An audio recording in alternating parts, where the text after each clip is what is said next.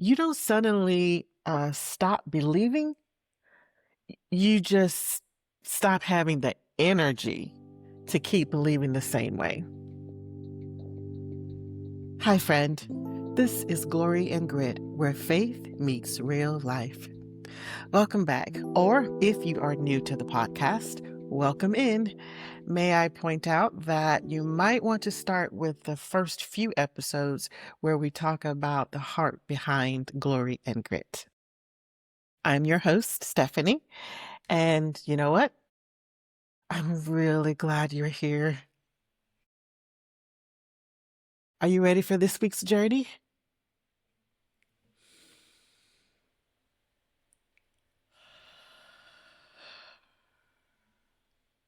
All right, let's talk about it.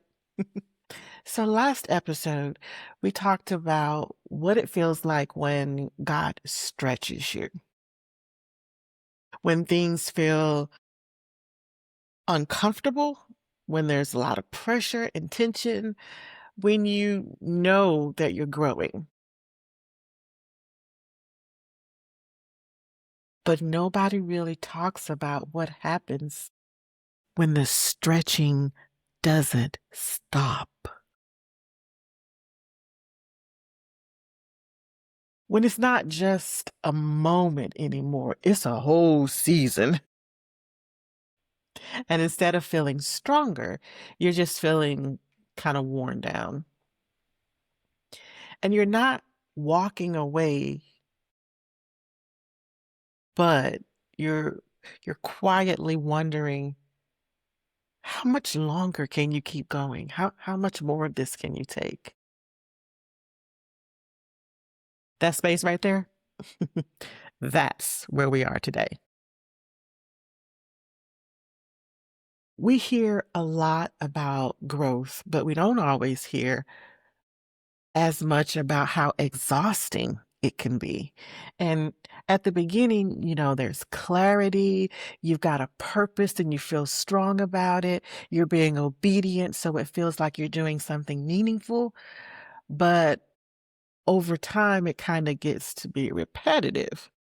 And then it gets a little quiet and things start to feel really heavy on you. And what started out as purpose can start to feel a little like pressure. And what felt meaningful at one time can now start to feel like maintenance, repetitive maintenance. There's a version of growth that doesn't feel inspiring. It just feels like we're carrying something for longer than you thought you'd have to, right? So exhaustion doesn't just make you tired, it changes how you think, how you perceive things. Things that start to feel heavier than they originally did. Where you were very hopeful at one point, now it kind of seems a little further away than it really is, actually, but you feel like it is. And then those little small things that used to, eh, now they're starting to feel like, oh, like they're really starting to feel like a lot. You don't suddenly stop believing, you just stop having the energy to keep believing the same way.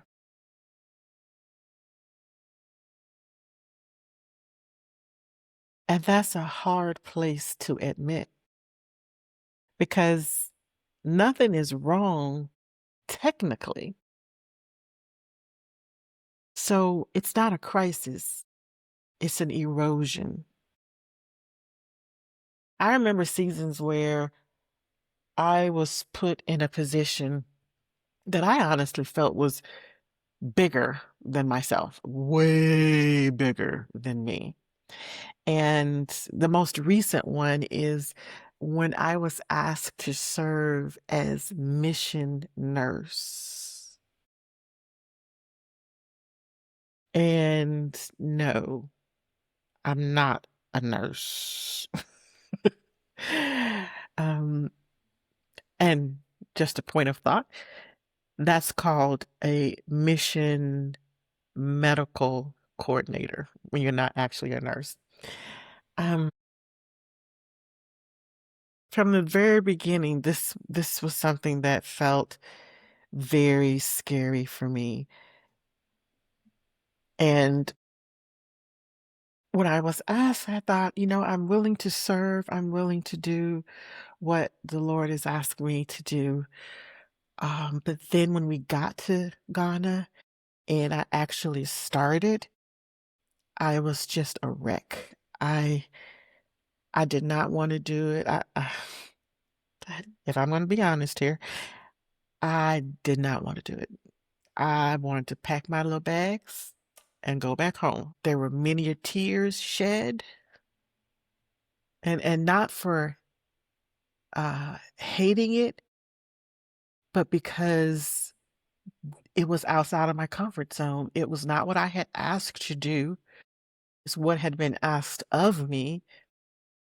And when I started to do it, I realized it was way bigger than what I was and what I felt I was capable of doing at that time.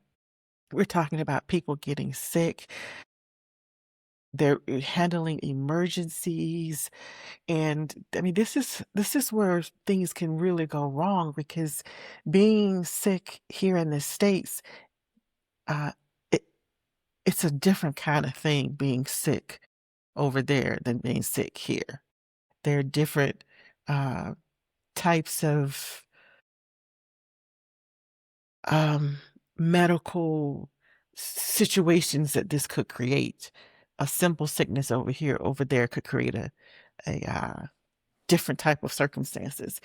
And you have to know that, and you have to know how to react.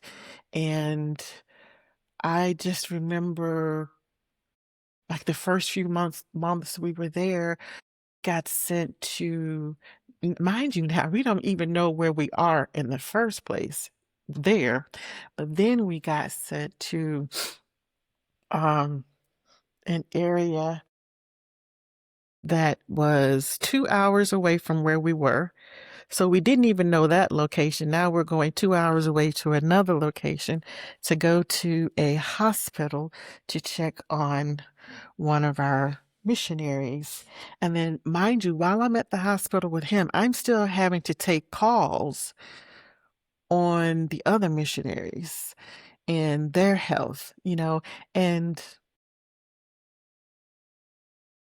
there are times when you have 3 and 4 calls at one time, and sometimes all three can be an emergency, or can be a really not emergency like how we say here emergency, but an emergency over there, like it's really important. It's really an important sickness that needs attention immediately.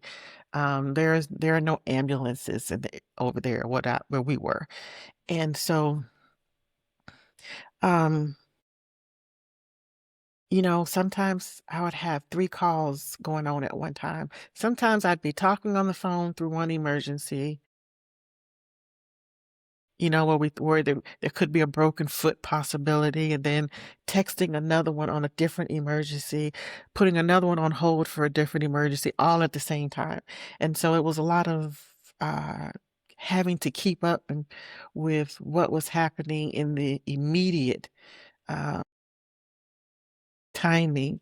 And sometimes that was impossible, kind of hard to do. And um, I just remember thinking, this is not, I'm not supposed to be doing this. I cannot keep this up for an entire 2 years. I just can't. I cried. I tell you honestly, I cried many a nights. And in my mind, I threatened to pack my bags and go home many a times. I remember this had to have been maybe, I don't know, maybe a year and a half in. We were going to be there for 23 months, so this had to be at least a year in. I remember it being my turn to lead the spiritual thought for the meeting, and I remember bringing this up again and crying in the meeting. And it was so interesting because I thought that I was past that point. And when I had my next meeting with my mission president, even he was like, I thought, we had, we'd worked through that already. And I said, I guess not. Because I was as surprised as he was to see me crying about it and talking about it because I thought, okay, I've gotten over that. But apparently something that week set me off that had me going again where I can't. This is just too much. I can't. Um, I don't think I even exhaled while I was there because I was constantly waiting for the other shoe to drop. I was waiting for that emergency call that was going to freak me out. I wasn't going to be able to respond in time. It was going to cost somebody life or limb. And I'm going to be a horrible person. I remember being terrified about that the entire time I was there. And I don't think I fully exhaled until I stepped foot back stateside. I think I was always holding my breath, anticipating that one frightening call. I felt like I had to constantly be ready for the next thing. I'd have to call the mission doctor. I was on WebMD. I was on Mayo Clinic, trying to make sure I was giving the best advice that I possibly could to help them to get over their illnesses. And I don't think I fully took a deep breath the entire time I was there because I was always waiting for the next call. And that can wear you down over time. And it just kind of wore me down mentally, but especially emotionally. And because I was taking a lot of negativity. Not that they were being mean or negative, but I mean the situation was just negative because I was constantly being fussed at and called and cried at and because they were sick, bless their sweet little hearts. They were sick and they just wanted to be better and they just wanted me. I felt like they wanted me to be their mama and they wanted me to kiss their boo-boos and make it all go away. And I wasn't always able to do that, which made them feel bad. It made me feel bad. I cried many a times over their illnesses and my inability to make them better, which was also having to come to the realization that only God can make them better. I'm just a vessel by which to do that. And it was emotionally draining absorbing that every day, all throughout the day and the night. Uh, it didn't work. What you said didn't work. And I don't feel any better. And I'm tired of feeling this way. And I want to go to the doctor. And I want to do this. And I'm sick of that. Da, da, da, da, da. And it was almost time to go home when I realized something that my president had said. He'd asked me once, what do I do for myself when I get home? Um, not home, stateside home, but home to my home there. What do I do for myself? Because I'm absorbing negativity all day, negative um, energy, because sick people are not happy people. And I'm gonna be honest, I kind of just blew that off. Like, what? I mean, I'm not here for myself. So, but it was later, months later, that I understood what he was trying to say is needing to have something to lift yourself up so that you can emotionally let go of some of the negativity and to keep yourself from being worn down. But there were several moments throughout that 23 months where I just thought, I can't do this. I'm so drained. I just have nothing. I didn't know if I could keep doing this for the 23 months. And it wasn't like I had a big breakthrough moment where I was like, that's it. I'm done. I'm going home. Um, I just kept showing up every day, every phone call, every text message.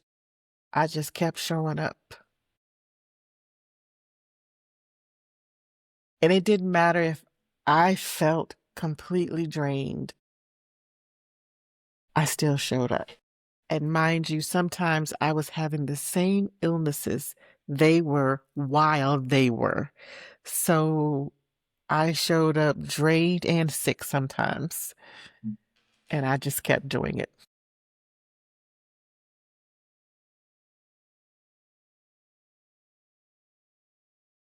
And maybe your situation looks different. I'm pretty sure your situation looks different. But that feeling of being worn down, of uh, not knowing how much longer you can keep going, that part right there is the same. Giving up doesn't usually happen all at once. It happens in inches, a little less effort, a little more hesitation, a little more distance. You don't wake up one morning and decide that you're going to walk away. You just slowly stop leaning in as much, little by little. And the dangerous part is it feels reasonable. You feel justified. It feels like you've done enough. You're not trying to be disobedient.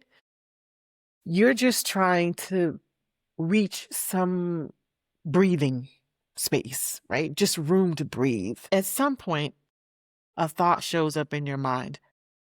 What if I just implant here? What if I just stop? Not forever, just stop trying this hard. Stop caring this much. Stop showing up like this. Stop expecting anything to change.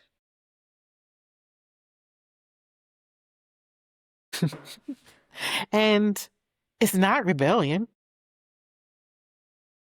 You're just looking for some relief. You're just reaching out, trying to find some relief. This moment right here, where you're tired enough to consider letting go, this is where the direction shifts. Not in a big dramatic way, just in a quiet decision. I'll step back a little. I won't give it as much as I have been. I'll protect my energy just a little more. And sometimes that feels like a wise decision. But sometimes it's the beginning of walking away from something that really mattered. A lot of things don't end with a decision, they end in a slow fade out. Okay, so let's take the pressure off for a second. Because continuing doesn't look like what we think it does. It's not strong, it's not inspired, it's not confident. But it looks like showing up when you don't feel like it means anything. It's like doing less, but not nothing. It looks like choosing not to quit without knowing if it's even worth it yet. Sometimes faith isn't loud, it's just still here. If you're at that place right now where you're tired in a way that people don't see, when nothing feels urgent, but everything feels really heavy, I'm not telling you to try harder. I'm not going to tell you to push your way through it. I'm just going to say, don't make a quitting decision in a moment where you're this tired.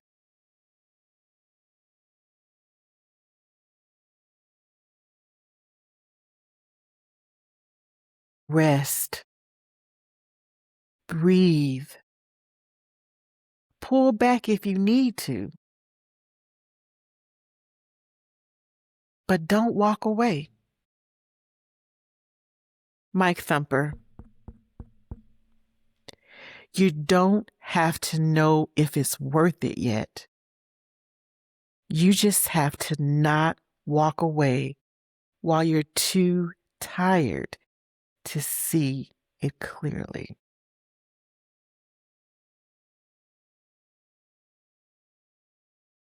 But here's what I've learned. Sometimes the most powerful stories don't come from people who felt strong the whole time. They come from people who got to this exact place and almost let go.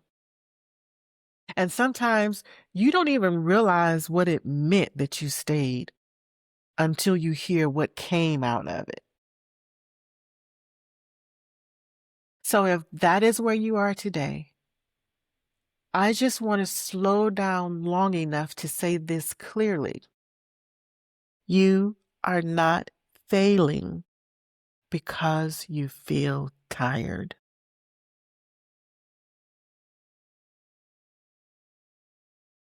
This week's scripture is from Galatians.